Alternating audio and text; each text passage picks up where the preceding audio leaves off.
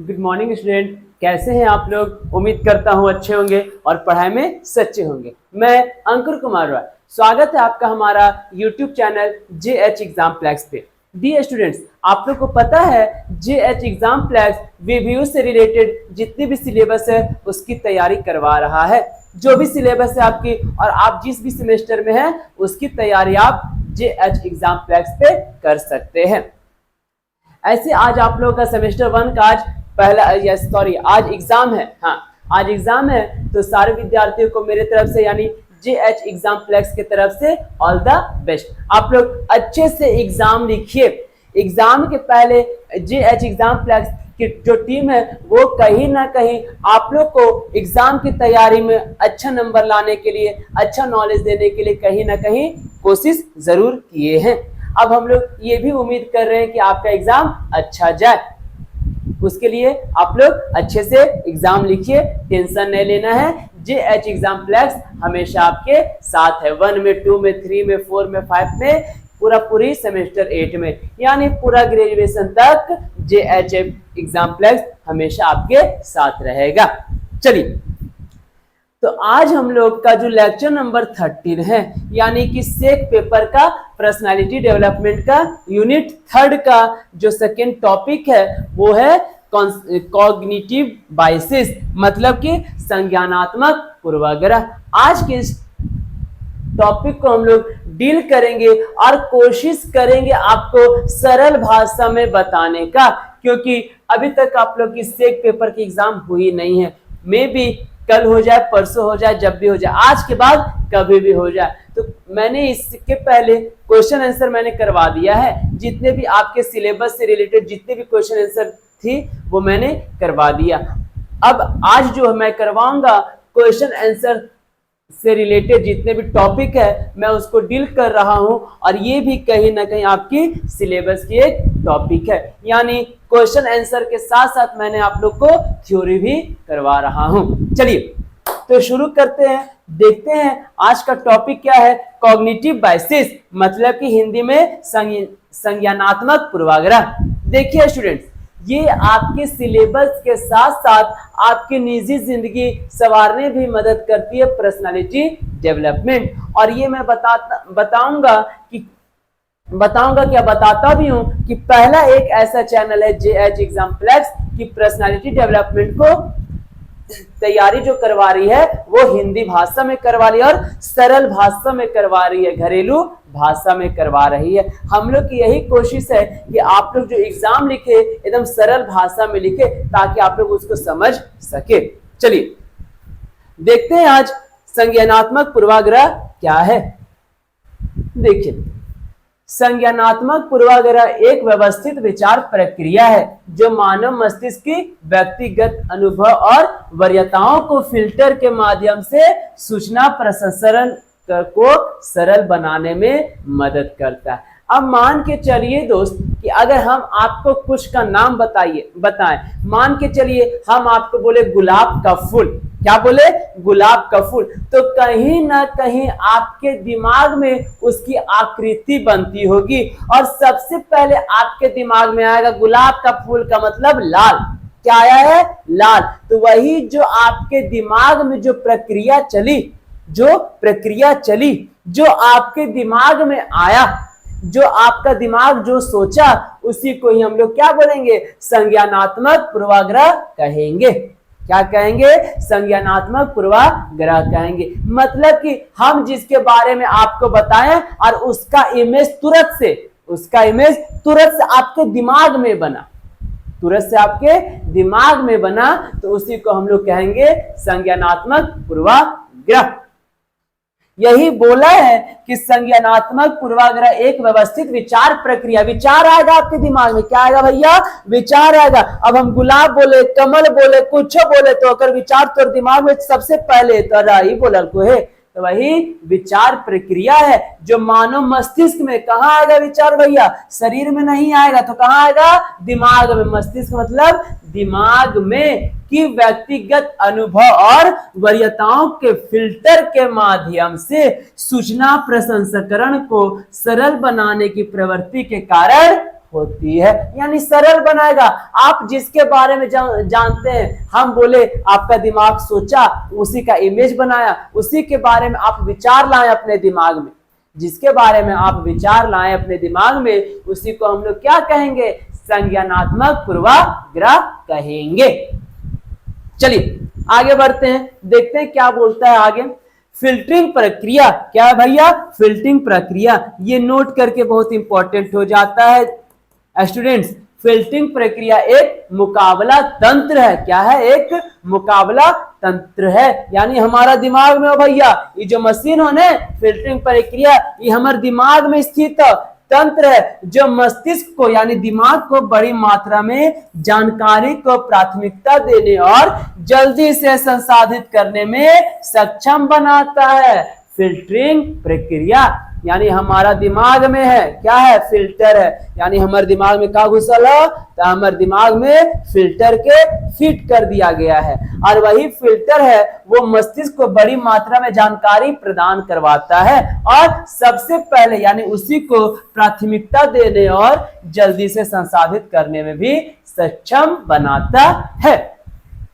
जबकि तंत्र प्रभावी है, इसकी सीमाएं विचार में त्रुटियां पैदा कर सकती है।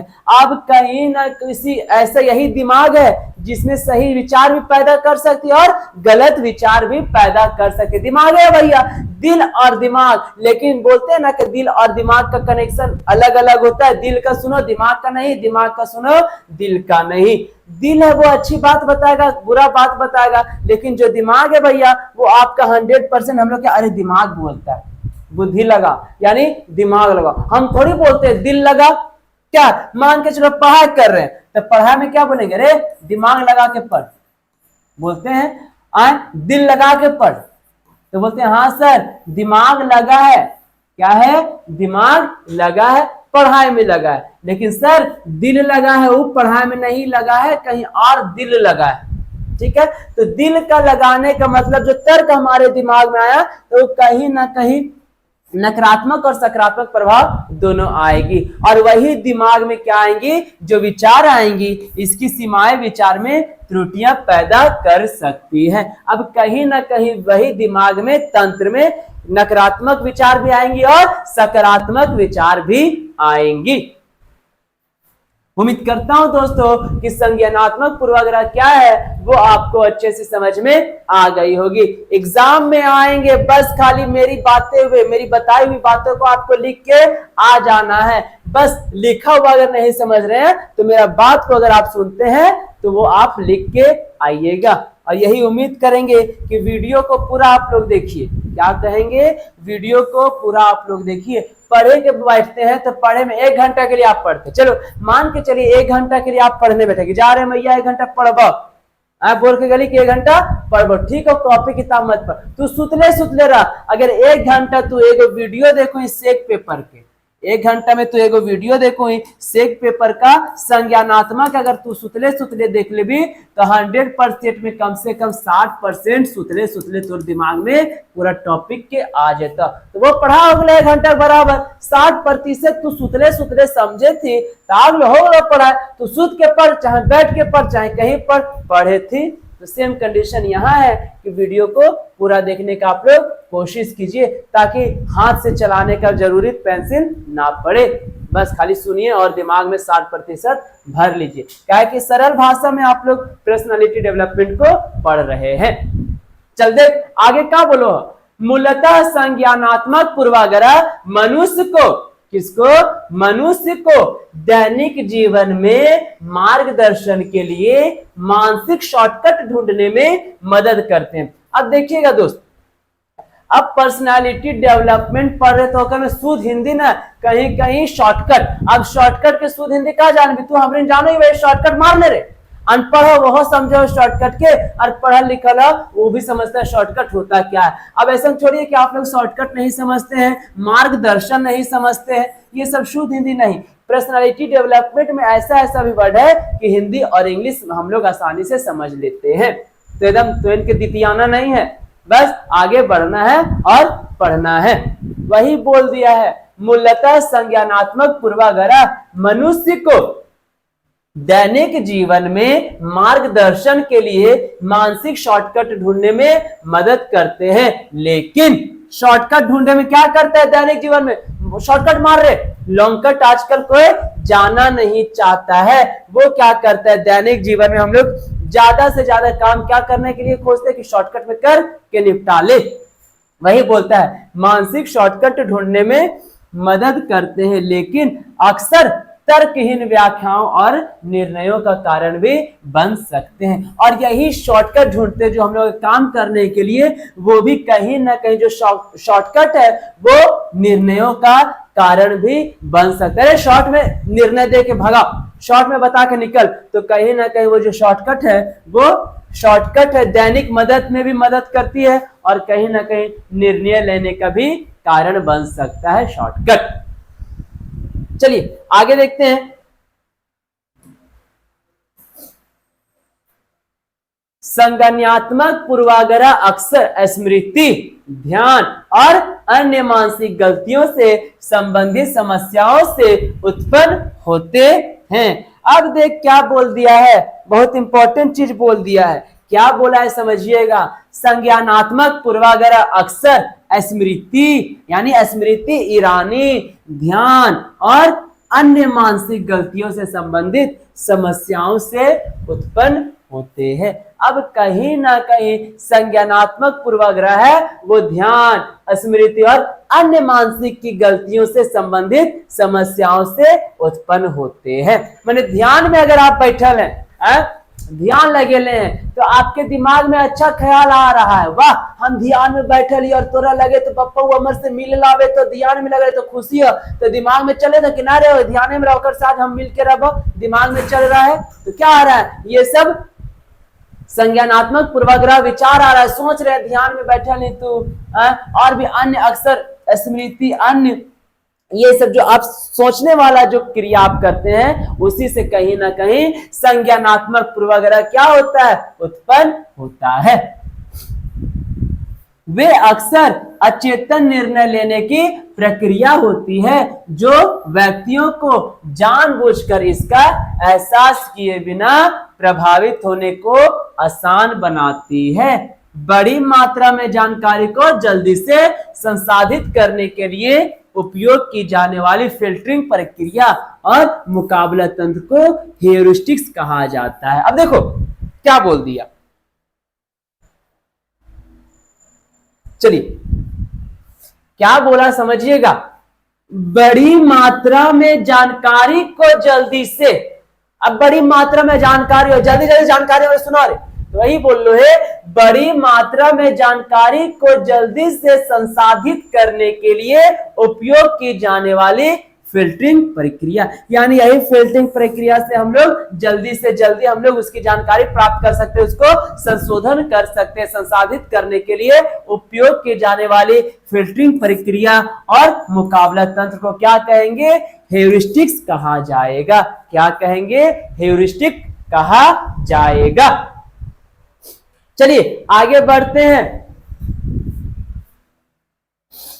ये आपके लिए बहुत ज्यादा इंपॉर्टेंट हो जाओ कि कर लिए तो इनके लिए बहुत ज्यादा इंपॉर्टेंट हो। का इंपॉर्टेंट हो समझ का बोले तो संज्ञानात्मक पूर्वाग्रह को केकरा, संज्ञानात्मक पूर्वाग्रह को एक अवधारणा के रूप में कौन सबसे पहले कब, सर्वप्रथम 1972 में, कब 1972 में अमोस टेवरस्की, कौन नाम है भैया, अमोस टेवरस्की और डेनियल वॉनमैन। समझ, 1972 में अमोस टेवरस्की और डेनियल वॉनमैन द्वारा प्रस्तुत किया गया था। क्या प्रस्तुत किया गया था, इन लोग मिलकर क्या प्रस्तुत किया 1972 में, तो संज्ञानात्मक पूर्वाग्रह को एक अवधारणा के रूप में प्रस्तुत किया, एक अवधारणा के रूप में प्रस्तुत किया। शॉर्टकट लेने की मस्तिष्क की प्रवृत्ति को पूरी तरह से समाप्त करना संभव नहीं है, लेकिन पूर्वाग्रहों के अस्तित्व को समझना निर्णय लेते समय उपयोगी हो सकता है। अब देखो समझो क्या बोला, 1972 में दो गो आया भैया, कौन आया, तो जो भी होंगे महान महान फिलोसोफर होंगे, वो क्या बोले, वो संज्ञानात्मक पूर्वाग्रह को एक अवधारणा के रूप में सर्वप्रथम 1972 में प्रस्तुत किया, अवधारणा के रूप में। लेकिन अब इसमें क्या था भैया, शॉर्टकट लेने की मस्तिष्क की प्रवृत्ति को पूरी तरह से समाप्त नहीं किया जा सकेगा। बताया भैया कि शॉर्टकट को हम लोग पूरा तरीके से समाप्त नहीं कर सकते हैं, लेकिन पूर्वाग्रहों को, स्थिति को समझने में, उसमें निर्णय लेने में कहीं ना कहीं जो शॉर्टकट होता है वो महत्वपूर्ण भूमिका निभा सकती है। उम्मीद करता हूं दोस्तों कि आपको संज्ञानात्मक पूर्वाग्रह अच्छे से समझ में आ रही होगी। एग्जाम में तो यही हमर बोलल का लिख के आ जियो, एग्जाम में तो हमर बोलल का लिख के आ जियो। एग्जाम में आएगा लिख लियो, नहीं आएगा समझ लियो। चलिए, ये थी मेरी संज्ञानात्मक पूर्वाग्रह। अब हम लोग देखते हैं संज्ञानात्मक पूर्वाग्रह के प्रकार।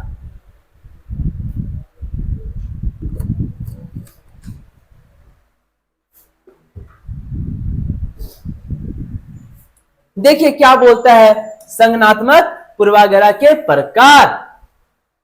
संज्ञानात्मक मनोविज्ञान, सामाजिक मनोविज्ञान और व्यवहार अर्थशास्त्र में मानवीय निर्णय और निर्णय लेने पर पिछले 6 दशकों के शोध में संज्ञानात्मक पूर्वाग्रह की एक निरंतर विकसित होती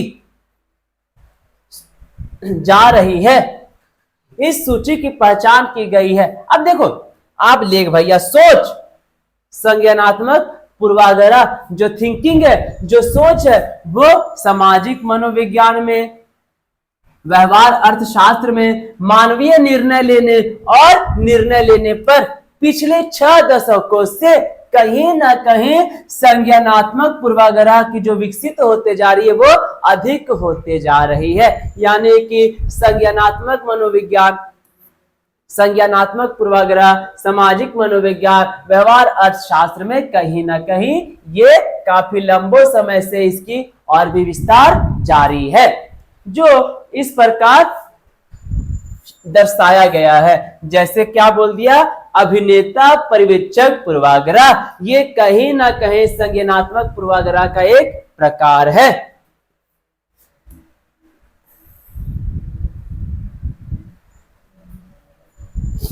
पहला प्रकार क्या है?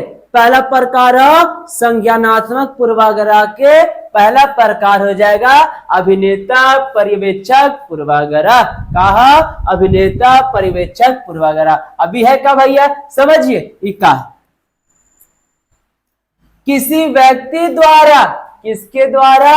व्यक्ति द्वारा अपनी परिस्थिति के लिए बाहरी कारणों को जिम्मेदार ठहराने की प्रवृत्ति, जबकि अन्य लोगों के व्यवहार के लिए आंतरिक कारणों का जिम्मेदार ठहराना। अब कहीं ना कहीं अभिनेता पर्यवेक्षक क्या है भैया? अंदरूनी कारण। अगर आप अंदर से गलती किए लेकिन आप किसको दोषी ठहरा रहे हैं? तो बाहरी आदमियों के, यानी बाहरी कारण को जिम्मेदार ठहराने की प्रवृत्ति को ही हम लोग अभिनेता पर्यवेक्षक पूर्वाग्रह कहते हैं। यानी बाहरी कारण को जिम्मेदार बनाना, किसको? बाहरी कारण को जिम्मेदार बनाने की प्रवृत्ति, जबकि अन्य लोगों के व्यवहार के लिए आप अंदरूनी कारणों के जिम्मेदार ठहराते हैं। तो ये क्या हो जाएगा भैया? अभिनेता पर्यवेक्षक पूर्वाग्रह, जो क्या करेगा?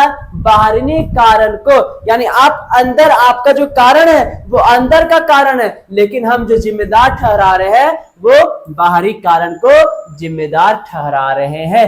इसी को हम लोग अभिनेता पर्यवेक्षक पूर्वाग्रह कहेंगे। दूसरा क्या बोलता है? एंकरिंग पूर्वाग्रह। अब ये एंकरिंग पूर्वाग्रह क्या है समझिएगा। निर्णय लेते समय मस्तिष्क द्वारा प्राप्त पहली सूचना पर, पहली सूचना, निर्णय लिया और जो तुम्हारे दिमाग में पहली सूचना आया उस पर क्या हो रहा? उस पर बहुत अधिक निर्भर रहने की प्रवृत्ति को ही हम लोग क्या कहेंगे? एंकरिंग पूर्वाग्रह कहेंगे। नेक्स्ट क्या बोलता है? तीसरा, ध्यानात्मक पूर्वाग्रह। अब ध्यानात्मक पूर्वाग्रह क्या है समझिए। किसी व्यक्ति द्वारा दूसरों से ध्यान भटकाते हुए एक ही वस्तु या फिर एक ही विचार पर ध्यान केंद्रित करने की प्रवृत्ति। हमारे सामने 10 गो दोस्त है, अब 10 गो दोस्त है, मान के चलिए हम शादी में गेलिए। अब शादी में लड़का भी रहो, लड़की भी रहो, बूढ़ा भी रहो, माँ भी रहो, बाप भी रहो, सब रहो, लेकिन तोर केंद्रित कहाँ भैया? तो शादी में तोर दुल्हन देखे ना गेली है, मान के चल शादी में तोरा एगो खूब सुंदर लड़की मिल गया, खूब सुंदर तोरा लड़की नजर आ गया, तो तोर ध्यान कहीं ना कहीं ओकरे पर केंद्रित, मतलब 10 गो के छोड़ के जे तोरा सुंदर लगला ओकरे पर तोर ध्यान का केंद्रित था। वाह कितना सुंदर है, वाह हम उसी को देख रहे, खाते पीते जब तक वो पार्टी में हाँ बस खाली ओकरे देखे थी, और पीछे पीछे भी चल गली होकर घर के पता लगावे ले, तो क्या बोला? वही हो जाएगा ध्यानात्मक पूर्वाग्रह। 10 गो छोड़ के एक ही गो पर ध्यान लगेली तू, तो तोर हो जाता ध्यानात्मक पूर्वाग्रह। उम्मीद करूंगा दोस्तों कि पूर्वाग्रह के प्रकार आपको अच्छे से समझ में आ रही होगी। चलिए नेक्स्ट देखते हैं। नेक्स्ट क्या बोल दिया? उपलब्धता पूर्वाग्रह। अब ये उपलब्धता पूर्वाग्रह क्या है समझ भैया। मस्तिष्क की यह प्रवृत्ति, माथा के खाली बात हो, यहाँ दिमाग खाली खेल हो, दिमागे के कर में खेल हो, पूर्वाग्रह चल जो तो का दिमागे के खेल है, में दिमागे के खेल हुए तो वही बोल को मस्तिष्क की यह प्रवृत्ति की वह निष्कर्ष निकालने के लिए एक ज्ञान उदाहरण वास्तविकता से कहीं अधिक समग्रता का प्रतिनिधित्व करता है। अब समझिए ये क्या हो जाता है, ये इंपॉर्टेंट। उपलब्धता पूर्वाग्रह क्या है? मस्तिष्क की यह प्रकृति या प्रवृत्ति की वह निष्कर्ष निकालने के लिए, मतलब किसी चीज का भी उपाय निकालने के लिए एक ज्ञात उदाहरण, मतलब जो उदाहरण जानता है उसको वास्तविकता से कहीं अधिक पहचान दिलाना, यानी वास्तविकता से कहीं अधिक उसके बारे में बताना ही क्या कहलाएगा? उपलब्धता पूर्वाग्रह है। मेरे पास उपलब्ध है, उस चीज का साधन मेरे पास उपलब्ध है, तो वही उपलब्धि को हम क्या करेंगे? दूसरे तक पहुंचाएंगे, उसी को हम लोग कह देंगे उपलब्धता पूर्वाग्रह। उपलब्धता अनुमानी। अब ये उपलब्धता अनुमानी क्या है? ये जो उपलब्धता अनुमानी वो भी कहे ना कहे उपलब्धता पूर्वाग्रह के एक छोटा भाई है। देखिए क्या बोलता है, भविष्य पर आधारित निर्णय लेते समय, भविष्य में जब भी तू निर्णय ले भी उस समय मन में आने वाली जानकारी को तुरंत उपयोग करने की प्रवृत्ति। अब भविष्य में हम कोई भी डिसीजन ले रहे हैं, अब जो बात तुरंत मेरा मन में आ गया, जो भी हम तुरंत अपने मन में ले आए और उसी का उपयोग कर दिए, तो उसी को कहेंगे उपलब्धता अनुमानी। उम्मीद करूंगा दोस्तों उपलब्धता पूर्वाग्रह और उपलब्धता अनुमानी क्या है वो आपको अच्छे से समझ में आ रही होगी। हम लोग क्या देख रहे हैं बच्चों? हम लोग क्या देख रहे हैं? तो हम लोग संज्ञानात्मक पूर्वाग्रह के प्रकार को देख रहे हैं। चलिए बैंड वैगन प्रभाव। अब ये बैंड वैगन प्रभाव क्या है?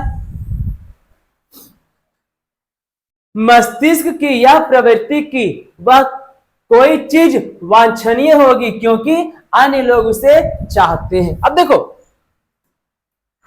बैंडवैगन प्रभाव का है, मस्तिष्क की यह प्रवृत्ति कि वह कोई चीज वांछनीय होगी जिसको लोग चाहते हैं। अब जिसको ज्यादा लोग चाहते हैं और आप भी उसी को चाहते हैं, तो वो किस तरह प्रभाव में आ जाएगा? तो वो बैंडवैगन प्रभाव में हो जाएगा। बैंडवैगन के नाम से आप लोग याद रखिए, ऐसे बैंड और बैगन प्रभाव। बैंड बैगन सब्जी वाला बैगन, तो वही उसी का प्रभाव है। क्या भैया? जिसको सब पसंद करते हैं उसको हम भी पसंद करते हैं, तो ये क्या हो जाएगा? बैंड बैगन प्रभाव हो जाएगा।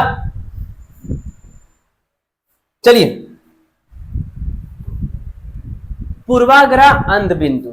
अब पूर्वाग्रह अंध बिंदु क्या है समझिएगा। मस्तिष्क की प्रवृत्ति दूसरे के पूर्वाग्रह को पहचानने की, लेकिन अपने स्वयं के पूर्वाग्रह को नहीं। अब भैया तू दूसर के गलती देख भी, अपन गलती देख बन कर भी, शॉर्ट वे में समझ।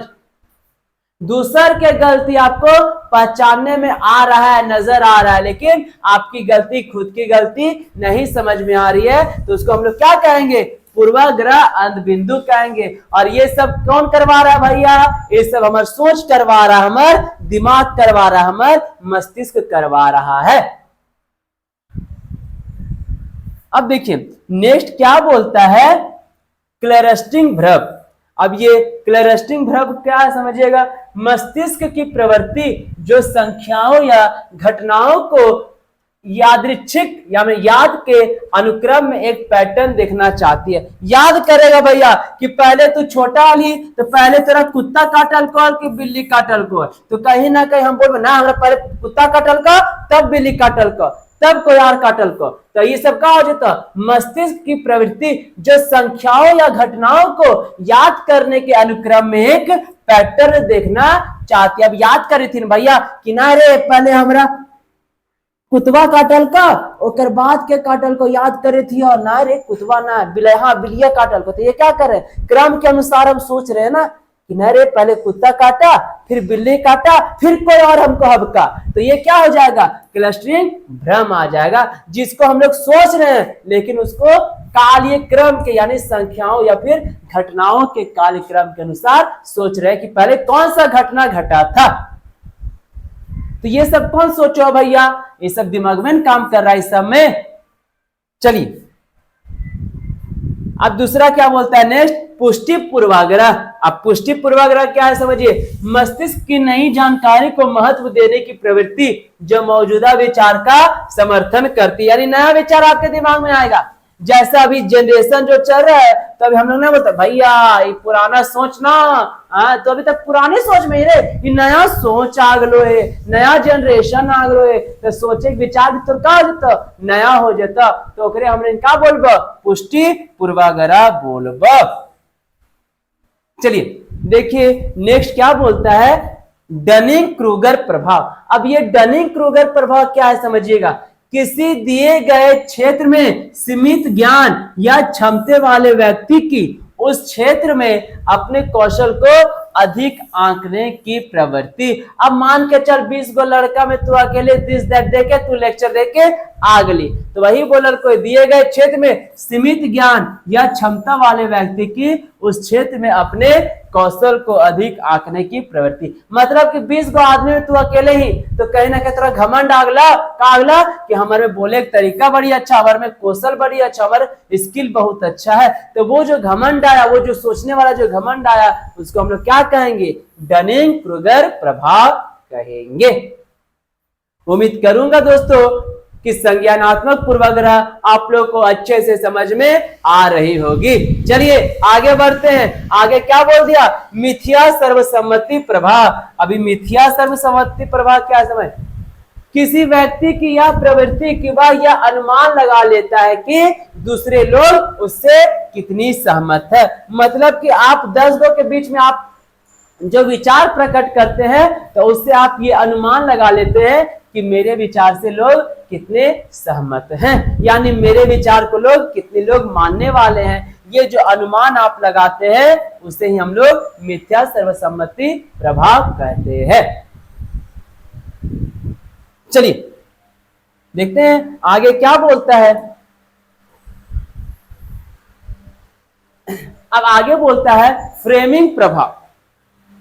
क्या बोलता है, फ्रेमिंग प्रभाव। एक ही जानकारी की समीक्षा करते समय मस्तिष्क द्वारा अलग अलग निष्कर्ष पर पहुंचने की प्रवृत्ति जो इस बात पर निर्भर करती है कि जानकारी प्रस्तुत कैसे की गई है। मतलब समझिए एक ही को जानकारी है, उसी में हम लोग क्या कर रहे हैं, दिमाग के द्वारा अलग अलग उसका सॉल्यूशन निकाल रहे हैं। एक ही जानकारी हमको मिली है और 10 तरह के उसी में हम लोग क्या कर रहे हैं, दिमाग लगा दे रहे हैं।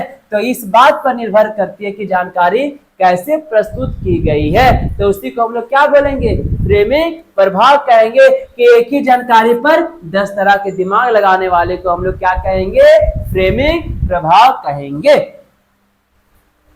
चलिए नेक्स्ट क्या बोलता है, कार्यात्मक स्थिरता। क्या बोलता है, कार्यात्मक स्थिरता। वस्तुओं को केवल एक विशिष्ट तरीके से उपयोग किए जाने के रूप में देखने की प्रवृत्ति को ही हम लोग कार्यात्मक स्थिरता कहते हैं। मतलब कि एक वस्तु है, इसको विशिष्ट तरीके से, मतलब इसको आप कितने तरीके से यूज कर सकते हैं, तो वो उसके बारे में जो आप दिमाग लगा रखे हैं, एक तरह से, 2 तरह से, 3 तरह से, 4 तरह से, 5 तरह से यूज कर सकते हैं, तो उसको हम लोग क्या बोलेंगे, कार्यात्मक स्थिरता बोलेंगे। चलिए आगे बढ़ते हैं। समूह चिंतन। अब ये समूह चिंतन क्या भैया?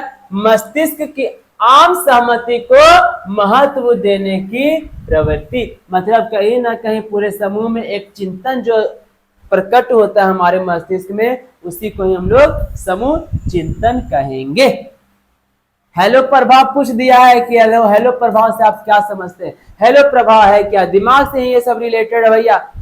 तो आज हम लोग दिमाग के बारे में पढ़ रहे हैं, सोचने की तरीका को पढ़ रहे हैं। दिमाग के बारे में तो हम लोग बायोलॉजी में पढ़ेंगे, लेकिन आज हम लोग सोचने की तरीका को पढ़ रहे हैं पर्सनालिटी डेवलपमेंट में कि किस किस तरह से सोचा जा सकता है। अब हेलो प्रभाव क्या है? एक क्षेत्र में किसी व्यक्ति के प्रभाव से दूसरे क्षेत्र में राय प्रभावित होने की प्रवृत्ति। ना रे वो अच्छा बात बतलको, वो अच्छा सजेशन दिलको, उसका राय कितना अच्छा होला, तो उससे हम लोग क्या हो रहे हैं? प्रभावित हो रहे हैं ना। तो उसी को हम लोग कहेंगे हेलो। कौन? हम बोल रहे हैं ना हेलो। तो हेलो बोल भी तो होने से हेलो का आवाज आता तो तोरा अच्छा ज्ञान दे दलको, तो ओकर से तू का लेना? अरे बड़ी अच्छा बात बतल थोड़े, एकदम सच बोले थोड़े, साथ जिएंगे साथ मरेंगे, तो उसका प्रभाव तुम पर हो गया कि नहीं रे?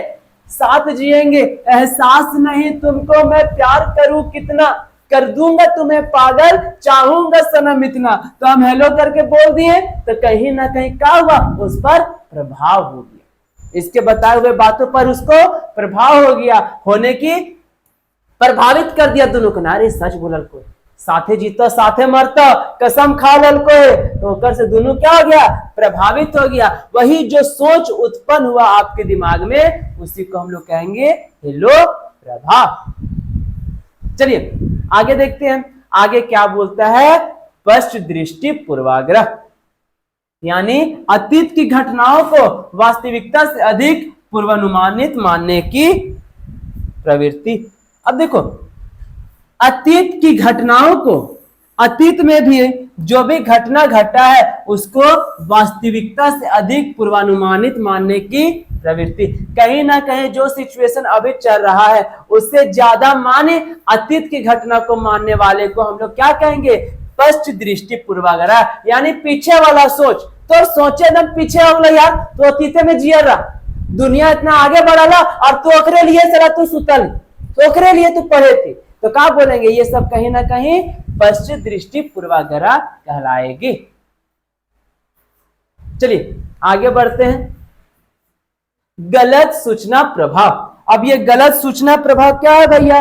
किसी घटना के बाद प्रकट होने वाली सूचना की प्रवृत्ति मूल घटना की स्मृति में हस्तक्षेप करती है। गलत सूचना दे दिया रे हमको तुम, गलत सूचना काहे देता है? तो वही कहीं ना कहीं गलत सूचना भी हमारा एक प्रभाव को प्रभावित करती है। उसके बाद क्या बोलता है? नकारात्मकता पूर्वाग्रह। अब ये नकारात्मकता पूर्वाग्रह का समझ, मस्तिष्क की प्रवृत्ति अवचेतन रूप से सकारात्मक घटनाओं की तुलना में नकारात्मक घटनाओं को अधिक महत्व देती है। भाई ये हमेशा नकारात्मक सोचे था, हमेशा नेगेटिव थिंकिंग में है, जो पॉजिटिव हो रहा है उसको छोड़ के हमेशा नेगेटिव थिंकिंग में, तो उसी को हमको क्या बोलेंगे? नकारात्मक प्रभाव पूर्वाग्रह। उम्मीद करूंगा दोस्तों कि ये संज्ञानात्मक पूर्वाग्रह आपको अच्छे से समझ में आ रही होगी। मतलब कि इसमें दिमाग की सोच कितने कितने तरह का होता है उसी की जानकारी मैं आप लोग को दे रहा हूं। ये सारे नोट्स आपको नीचे डिस्क्रिप्शन पे व्हाट्सएप और टेलीग्राम का लिंक है, उससे जुड़ जाइए और सारा लिंक आइए, सारा नोट्स आपको उसी में मिलेगी।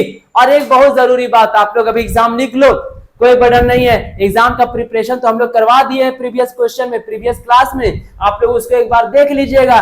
जिनके भी एग्जाम 11 बजे से स्टार्ट हो गया है, जिनका भी एग्जाम 2 बजे से होंगे, एक बार प्लेलिस्ट चेक करके इंपॉर्टेंट क्वेश्चन देख के जाइएगा, कॉन्सेप्ट देख के जाइएगा, थ्योरी देख के जाइएगा, तो हु बहु वैसा क्वेश्चन अगर आएगा तो हु बहु वही लिख दीजिएगा, अच्छा नंबर आएगा, नॉलेज आएगा। रिक्वेस्ट करेंगे आप लोग से, और एक छोटी सी रिक्वेस्ट और कर रहे हैं कि आप लोग सेमेस्टर 1 का एग्जाम लिखिएगा। 27 तारीख को सेमेस्टर 1 का एग्जाम खत्म, तो आप लोग किस में चल जाएगा, सेमेस्टर 2 में। तो सेमेस्टर 2 की जो तैयारी हमारी GH एग्जाम प्लेक्स करवा रही है, कितना में, मात्र 599 में। कितना में, मात्र 599 में सेमेस्टर 2 की तैयारी करवा रही है GH एग्जाम प्लेक्स। सेमेस्टर 2 की तैयारी मात्र 599 में। कौन सा पेपर का, जितना भी पेपर आपका है वो सारा पेपर का सेमेस्टर 2 में मात्र 599 में। जो जिनका पेपर पॉलिटिकल साइंस है, मेजर पेपर पॉलिटिकल साइंस है, माइनर पेपर पॉलिटिकल साइंस है, और इसके साथ जितने भी पेपर है वो सारी पेपर की तैयारी मात्र 599 में। कितना में, मात्र 599 में। इसमें आपको लाइव क्लासेस मिलेंगी, रिकॉर्डेड क्लास, नोट्स और जितने भी प्रीवियस ईयर क्वेश्चन है वो सारी जानकारी आप लोग को दी जाएगी मात्र 599 में। ये हमारा नंबर है GH एग्जाम प्लेक्स का। और ये जो ऑफर है फर्स्ट 10th स्टूडेंट के लिए है। ये ऑफर 18 जून तक है। कब तक है, 18 जून तक है। मैं आप लोग से रिक्वेस्ट करूंगा कि जल्द से जल्द इस ग्रुप में शामिल हो जाइए। ये जो नंबर है 9631559973, नंबर क्या है, 9631559973। इस नंबर पे कॉल करके हमारे पेड ग्रुप से जुड़ जाइए और अपने तैयारी को और भी मजबूत बनाइए। देखना, अभी आप एग्जाम लिख के आइए, तो आपको तने सुनाएगा कि नहीं रे, GH एग्जाम प्लेक्स में अंकुर सर पढ़ेलको सेमेस्टर में, सेमेस्टर 1 में बतेलको हल पॉलिटिकल साइंस के दिलको क्वेश्चन में बतेलको हल, ज्योग्राफी में जिसका जो भी सब्जेक्ट है वो बता आइएगा तो लगेगा कि हाँ सर आया था क्वेश्चन सर, हाँ सर हम पढ़ेंगे सर और आगे बढ़ेंगे सर। तो 599 वाले ग्रुप में आप लोग जल्द से जल्द क्या कीजिए, ज्वाइन हो जाइए। ये ऑफर 18 जून तक का है, ये सेमेस्टर 2 के लिए। अब आ जाइए सेमेस्टर 4 में। सेम कंडीशन, सेमेस्टर 1 का एग्जाम खत्म, सेमेस्टर 3 का एग्जाम शुरू। 1 का खत्म, शुरू 3 का। अब सेमेस्टर 3 की जो तैयारी करवाई जा रही है वो मात्र 799 रुपया में। कितना में, 799 रुपया में। पॉलिटिकल साइंस मेजर पेपर जिनकी है, पॉलिटिकल साइंस माइनर पेपर जिनकी है और जिनके भी और भी अदर पेपर है, उसकी तैयारी मात्र 799 में। इतना कम दाम में हो बाबू कि पढ़ ले, पढ़े के सिवा कुछ ना हो दुनिया में, पढ़ ले तो आगे बढ़ भी। 799 रुपया में सेमेस्टर 4 की तैयारी कर ले GH एग्जाम प्लेक्स के साथ जुड़ के। ये हमारा GH एग्जाम प्लेक्स का नंबर है 9631559973। कौन सा नंबर है, 9631559973। इस पे कॉल करके और आप लोग जल्द से जल्द 799 वाले पेड ग्रुप में जुड़ जाइए। क्यों, क्योंकि हम लोग यहाँ आपको सारा चीज प्रोवाइड करेंगे, लाइव क्लासेस, रिकॉर्डेड नोट्स और जितने भी प्रीवियस ईयर का क्वेश्चन है वो सारी चीज। मतलब कि 799 रुपया लगा के तू सेमेस्टर 4 का ज्ञानी बन जेबी। मतलब कि इतना नॉलेज आ जाएगा एग्जाम आते आते कि कोई किताब पढ़े का जरूरत नहीं है, बस कॉन्सेप्ट याद रहेगा। आप लोग इसका उत्तर लिख के आ जाइएगा, वो सेमेस्टर 2 का बच्चा हो चाहे सेमेस्टर 4 का बच्चा हो। तो सेमेस्टर 2 में 599, सेमेस्टर 4 में 799 है। मैं आप लोग से यही रिक्वेस्ट करूंगा कि जल्द से जल्द पेड ग्रुप में जुड़ जाइए। ये नंबर पे कॉल करके जल्द से जल्द अपनी तैयारी को और भी मजबूत बनाने का कोशिश कीजिए। 799 और 599 इतना बड़ा अमाउंट नहीं है, एकदम तनी सुन अमाउंट है। चलिए आगे बढ़ते हैं।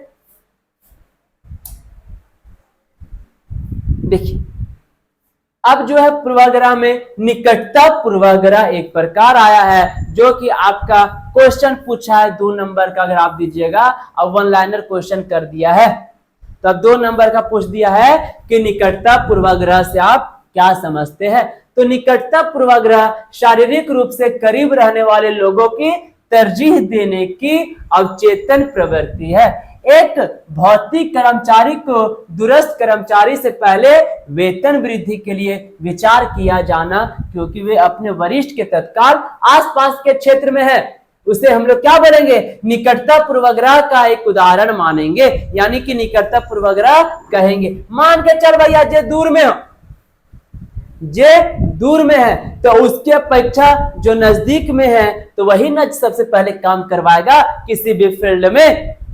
मान के चलिए हम आपको पढ़ा रहे हैं, और आप लोग विनोबा भाई यूनिवर्सिटी के स्टूडेंट है, तो आप गिरिडीह में रह रहे हैं और हम हजारीबाग में रह रहे हैं, तो सबसे पहले जो भी इंफॉर्मेशन आएगा वीवीयू में, जो भी इंफॉर्मेशन आएगा आपको जाना पड़ेगा, बुला देगा, तो सबसे पहले कौन पहुंचेगा? हजारीबाग वाला लोग पहुंचेगा। तो हम लोग अगर पहुंचेंगे तो निकटता पूर्वाग्रह पहुंचेंगे, यानी हम लोग इसका एक उदाहरण माने कि तू नजदीक ही तू ही चल जो। अब कोई दूर है भैया, अरे सुनने हम इटखोरी में हो, हजारीबाग में एक कमा कर देने, हम तोरा करवा देबो, हम पैसा भेज देबो, ये कर दे तू हमारे कमा। काहे बोल रहा आपको? काहे कि आप निकट हैं उस स्थिति के। तो यही है निकटता पूर्वाग्रह। चलिए नेक्स्ट क्या बोलता है? नवीनता पूर्वाग्रह। क्या बोल रहा है? नवीनता पूर्वाग्रह। अब ये नवीनता पूर्वाग्रह क्या है? मस्तिष्क द्वारा अवचेतन रूप से किसी विषय के बारे में प्राप्त अंतिम जानकारी को अधिक महत्व देने की प्रवृत्ति। मतलब कि मस्तिष्क द्वारा अवचेतन रूप से किसी विषय के बारे में अगर कोई भी आप जानकारी प्राप्त करते हैं, प्राप्त अंतिम जानकारी जिसके बारे में आपको लास्ट सुनने को मिला है, लास्ट जानकारी प्राप्त होती है और वही जानकारी को आप अधिक महत्व देने की कोशिश करते हैं, तो उसी को हम लोग कहेंगे नवीनतम पूर्वाग्रह। अब मान के चलिए नवीनतम पूर्वाग्रह क्या है? अब मान के चलिए सलमान खान का पिक्चर आया, अब जो अंतिम पिक्चर आया टाइगर 3 है, टाइगर 3 है, इसके बाद कोई पिक्चर ही नहीं आया, तो हम लोग क्या करेंगे? अरे सलमान खान का नया पिक्चर टाइगर 3 है, तो नया पिक्चर टाइगर 3 था ना, अंतिम था, और वो अभी के जनरेशन में नया हो गया, उसके बाद कोई पिक्चर नहीं बनाया, तो ये क्या हो जाएगा? ये नवीनतम पूर्वाग्रह में आ जाके कि इसका अंतिम था, लेकिन हम लोग सबसे ज्यादा महत्व अंतिम वाला में ही दे रहे, क्या कि अंतिम पिक्चर तो फ्लॉप था, अंतिम पिक्चर फ्लॉप था, इसीलिए उसको हम लोग वैल्यू नहीं दिए। अंतिम के बाद टाइगर 3 लाया और अंतिम लाया, तो कहीं ना कहीं उसको हम लोग वैल्यू दे रहे हैं, उसी को हम लोग क्या बोलेंगे? नवीनतम पूर्वाग्रह कहेंगे। आगे देखिए स्वार्थी पूर्वाग्रह। अब ये स्वार्थी पूर्वाग्रह का है, किसी व्यक्ति की यह प्रवृत्ति कि जब बुरी घटनाएं होती है तो वह बाहरी ताकतों को दोष देता है, लेकिन जब अच्छी घटनाएं होती है तो वह खुद को श्रेय देता है। बोलने का मतलब स्वार्थी है का तुमरे? स्वार्थी हम लोग बोलने का मतलब वही हो जाता है, स्वार्थी वही बोलता है स्वार्थी पूर्वाग्रह। मतलब कि किसी व्यक्ति की यह प्रवृत्ति कि जब बुरी घटना होगी तो दूसर के दोष देबो, क्या मार ली रे, कहा कपार फोड़ ली रे, कहा हाथ तोड़ ली रे, तो ये सब जो बुरा घटना हुआ है वो हम दूसरे को दे रहे हैं। लेकिन जब अच्छा घटना कहेंगे, देखा माँ मैं कर दिया, माँ मैं कर दिया, माँ अच्छा का, माँ मैंने कर दिया, मैंने करके दिखा दिया माँ, तो ये हो गया अच्छी घटना, तो खुद को श्रेय देना, इसी को हम लोग कहेंगे स्वार्थी, यानी स्वार्थी पूर्वाग्रह। देखिए आगे क्या बोलता है?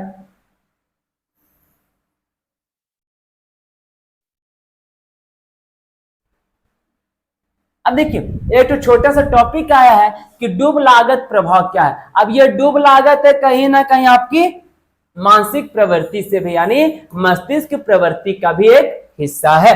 क्या बोलता है समझिएगा, इसे डूब लागत भ्रांति भी कहा जाता है, यानी डूब लागत प्रभाव को डूब लागत भ्रांति भी कहा जाता है। यह मस्तिष्क की प्रवृत्ति है कि वह विफलता से बचने के लिए किसी ऐसी चीज में निवेश करना जारी रखता है जो स्पष्ट रूप से काम नहीं कर रही है। अब मान के चलो आप शेयर मार्केट में पैसा लगाए, शेयर मार्केट में पैसा लगाए, एक तरफ आप लगा दिया VI और एक तरफ लगा दिया आप जियो। VI में लगा दिए 100 रुपया और जियो में लगा दिए 500 रुपया। ये अभी की वास्तविकता बता रहे हैं, डूब लागत का प्रभाव भी हम बताएंगे। अब क्या हुआ, ये जियो तो बढ़ रहा है भैया या विफल हो रहा है, दो ही चीज होगा, तो इसमें आप पैसा लगाइएगा या फिर VI है भैया ये दुकान ये बंद है, लेकिन धीरे धीरे ये ग्रो करेगा, लेकिन अभी इसका दुकान बंद है। आप क्या महसूस कीजिएगा कि नरे अभी VI पर हम लगा दो, जब दुकानिया खुलता तब एक प्राइस बढ़ता, लेकिन जियो तो कंटिन्यू हो, बढ़ो दम्मा और घटो हो दम्मा, तो स्पष्ट रूप से काम नहीं कर रही है। कौन? VI। तो हम लोग क्या कहेंगे कि ना हम लोग VI में लगा दो, तो उससे क्या होगा, जो लागत है वो जो डूब जाएगा पैसा, कम से कम डूबने से बचेगा। चलिए उसी के अंदर देखते हैं उत्तर जीविता पूर्वाग्रह। अब उत्तर जीविता पूर्वाग्रह क्या है समझिएगा। मस्तिष्क की नकारात्मक परिणामों के पक्ष में सकारात्मक परिणामों पर ध्यान केंद्रित करने की प्रवृत्ति, मतलब कि नेगेटिव थॉट को भी पॉजिटिव थॉट में बदल देना, उसी को हम लोग कहेंगे उत्तर जीविता पूर्वाग्रह। तो ये था हमारा संज्ञानात्मक पूर्वाग्रह के प्रकार। उम्मीद करूंगा दोस्तों कि आपको कम से कम 5 प्रकार का वहां जवाब दे के आना है, और उम्मीद करूंगा कि ये 5 प्रकार आपको अच्छे से समझ में आ गई होगी। चलिए अब नेक्स्ट टॉपिक है भैया पूर्वाग्रह के संकेत और प्रभाव। ये पूर्वाग्रह के संकेत और प्रभाव क्या है समझिएगा। संज्ञानात्मक पूर्वाग्रह अक्सर एक अचेतन प्रक्रिया होती है। क्या होती है? संज्ञानात्मक पूर्वाग्रह अक्सर एक अचेतन प्रक्रिया होती है, इसलिए किसी व्यक्ति के लिए खुद के अलावा किसी और पे पूर्वाग्रह को पहचानना आसान होता है। हालांकि पूर्वाग्रह को पहचानने के कुछ तरीके निम्नलिखित है। अब समझिए क्या बोलता है। संज्ञानात्मक पूर्वाग्रह जो है वो अक्सर एक अचेतन प्रक्रिया होती है, एकदम शांत प्रक्रिया होती है, इसलिए हम लोग किसी भी व्यक्ति के लिए खुद के अलावा किसी और के पूर्वाग्रह को पहचानना आसान तो हो जाता है। अब पूर्वाग्रह के पहचानने के कुछ तरीके हैं। देखो क्या बोलता है। यदि कोई व्यक्ति अपनी सफलता का श्रेय स्वयं को देता है तो वो क्या हो जाएगा, जबकि अन्य सफलता का श्रेय भाग्य को देता है। अगर सफल हो गया, समझो क्या बोलता है। पूर्वाग्रह को हम लोग पहचानने का कोशिश कर रहे हैं। यदि कोई व्यक्ति अपनी सफलता का श्रेय समय को देता है जबकि अन्य की सफलता का श्रेय भाग्य को देता है, तो वो कैसा मेंटलिटी का हो जाएगा, तो वो पूर्वाग्रह यानी संज्ञानात्मक पूर्वाग्रह के मस्तिष्क का हो जाएगा। यानी उसका जो सोच है वो संज्ञानात्मक पूर्वाग्रह की तरह वो सोच रहा है। यदि कोई व्यक्ति यह मान लेता है कि किसी विषय पर उसके पास वास्तविकता से अधिक ज्ञान है, तो वो भी व्यक्ति संज्ञानात्मक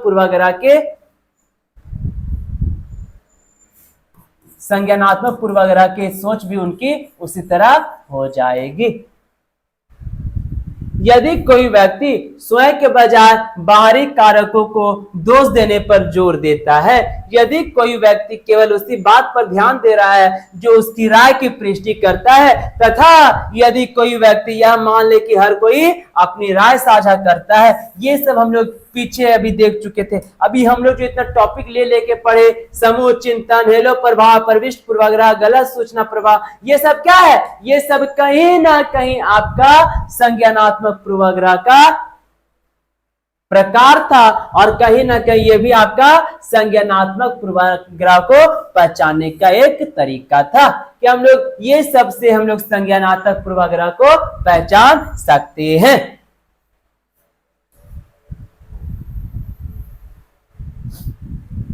व्यक्तियों को इन संकेतों से दूर रहने की पूरी कोशिश करनी चाहिए, क्योंकि ये सभी एक आधार दर पर प्रभावित करते हैं कि व्यक्ति अपने आसपास की दुनिया का व्याख्या कैसे करता है। भले ही कोई व्यक्ति वस्तुनिष्ठ तार्किक हो और अपने आसपास के माहौल का सही मूल्यांकन कर सकता है, फिर भी उसे किसी भी नए अचेतन संज्ञानात्मक पूर्वाग्रह को अपनाने से सावधान रहना चाहिए। अब इसका मतलब ये बोल दिया है कि वो व्यक्ति जो समाज को गलत बोल रहा है, वह व्यक्ति जो हमेशा गलत बात बोल रहा है, वह व्यक्ति जो हमेशा गलत विचार सोच रहा है, तो उस व्यक्ति से हमें क्या करना चाहिए भैया, उन व्यक्तियों के संकेतों से हमें दूर रहने की पूरी कोशिश करनी चाहिए, भले वो आदमी क्यों ना बहुत बड़ा विद्वान हो। क्योंकि हम लोग पढ़ते हैं संगत से गुण आत है और संगत से गुण जात है, यानी संगत में जैसा आप रहिएगा तो वैसा ही बन जाइएगा। भले वो कहे ना, अब मान के चल तू पढ़े में बहुत बड़ा काहे ब्रिलियंट ही, काहे भैया कि हम पढ़े में बड़ी तेज ही और ब्रिलियंट ही, और तोर लक्षणिया दारू मावा पिए वाले मान के चलना है, तो आप क्या कीजिएगा, इसके साथ रहने का कोशिश नहीं कीजिए। काहे आप ब्रिलियंट भले नहीं बन पाइएगा उसके जैसा, लेकिन तुरंत उसका जो गलत आदत है वो आप पकड़ लीजिएगा। तो क्या बोला है, उसीलिए हम लोग को ये सबसे दूर रहने का कोशिश करना होगा। चलिए, उम्मीद करता हूं दोस्तों कि संज्ञानात्मक पूर्वाग्रह के प्रकार, संज्ञानात्मक पूर्वाग्रह को पहचानने का तरीका और संज्ञानात्मक पूर्वाग्रह क्या होती है वो आप लोग को अच्छे से समझ में आ गई होगी। अब देखिए क्या बोलता है, पूर्वाग्रह पर काबू पाने और उसे रोकने के लिए सुझाव, कि कैसे हम लोग अपने दिमाग में, मस्तिष्क को कंट्रोल कर सकते हैं, इतना सोच जो रहे हैं इसको हम कैसे काबू में कर सकते हैं। देखो क्या बोलता है, संज्ञानात्मक पूर्वाग्रह और इसके कारण उत्पन्न अन्य प्रकार के पूर्वाग्रहों को रोकने के लिए संगठनों को मशीन लर्निंग मॉडलों को प्रशिक्षित करने के लिए उपयोग किए जा रहे डेटा की व्यापकता की कमी की जांच करनी चाहिए। देखो,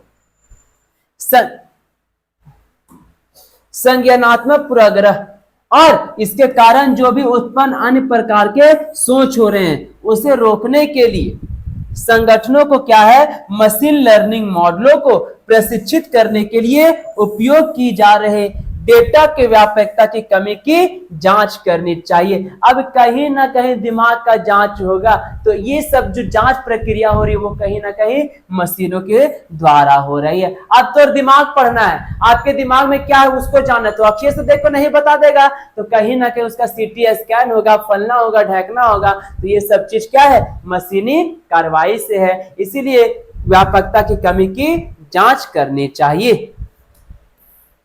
तो क्या होगा, आप पूर्वाग्रह पर काबू पा सकते हैं। चलिए,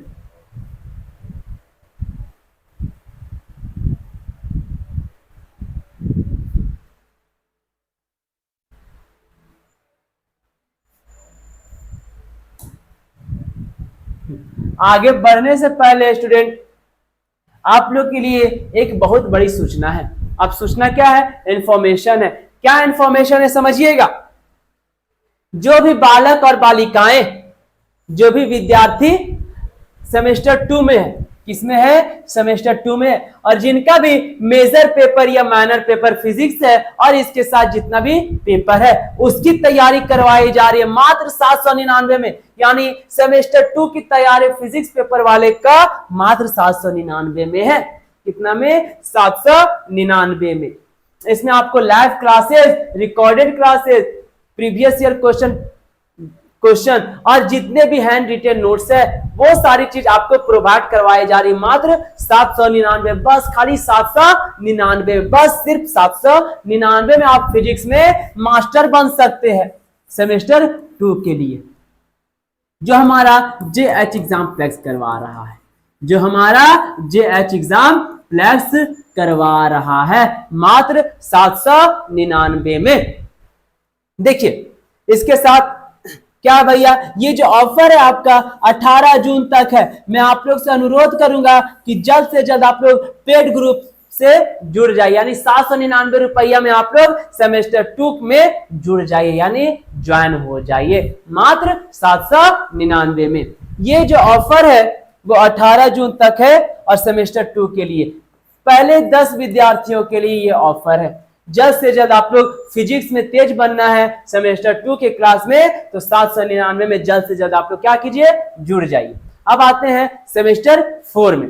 तो सेमेस्टर 4 में भी वही कंडीशन लागू होता है। सेमेस्टर 4 की जो तैयारी हो रही है मात्र 999 में। कितना में, 999 में। ये हमारा JH एग्जाम प्लेक्स का नंबर है। ये नंबर पे कॉल करके 999 रुपया इन्वेस्ट करके सेमेस्टर 4 में आप लोग क्या हो जाइए, फिजिक्स का ज्ञानी बन जाइए। क्या बन जाइए, फिजिक्स का ज्ञानी बन जाइए, सिर्फ सेमेस्टर 4 के लिए। तो 999 में इसमें आपको live classes, recorded classes, guest question, PDF और नोट्स, ये सारी चीज आपको मिल रही है। मतलब 999 में तो का कर भी सेमेस्टर के 4 में फिजिक्स के ज्ञाता बन जाए और 799 सेमेस्टर 2 में आप फिजिक्स के ज्ञाता बन जाइएगा। मैं आप लोग से अनुरोध करूंगा कि जल्द से जल्द इतनी छोटी अमाउंट को आप इन्वेस्ट कीजिए अच्छे जगह पे और अपने पढ़ाई को और भी बेहतर बनाइए JH एग्जाम प्लेक्स के साथ जुड़ के। चलिए देखते हैं देखिए आगे क्या बोलता है।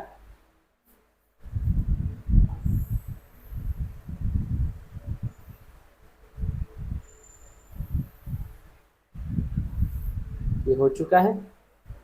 चलिए, उम्मीद करूंगा दोस्तों कि आज की जो आपकी टॉपिक है संज्ञानात्मक पूर्वाग्रह वो आप लोग को अच्छे से समझ में आ गई होगी, एकदम सरल भाषा में।